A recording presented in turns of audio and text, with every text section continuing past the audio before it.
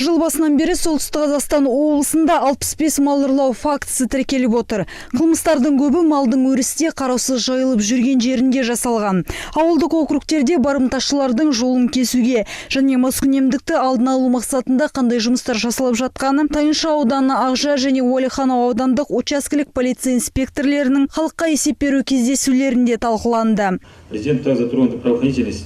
Елбасы өзінің жыл сайынғы халыққа жолдауында құқық қорғау қызметіндегі шешімін таба алмай келген мәселелерді қозғап, олардың шешу жолдарын ұсынды.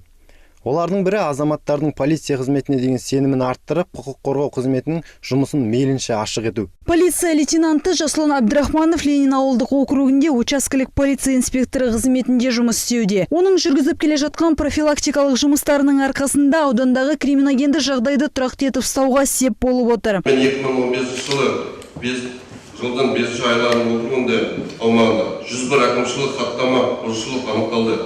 Олардың ішінде алкоголь ішімдік ішумен қоғамдық орындарда мас күйінде болып келгені үшін 60 адам жауапкершілікке тартылды.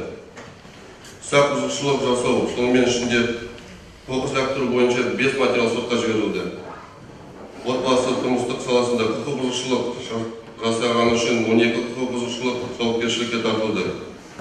Қоғамдық орындарды шылым шегу және тыйым бұзғаны үшін 10 хаттама құрылды.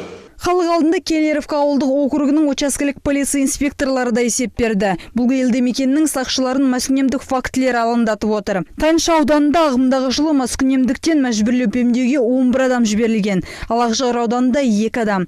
Жалпы Солтүстік Қазақстан облысының ішкі істер органдарында 4000-нан астам маскүнем тіркеуде тұр. Ащы судың буымен жыл басынан бері облыста 478 қылмыс жасалған. Жалпы маскүнемдіктен мәжбүрлеп емдеуге 91 адам жіберілді. Аталмыш бағытта алдын алу шаралары жалғасуда.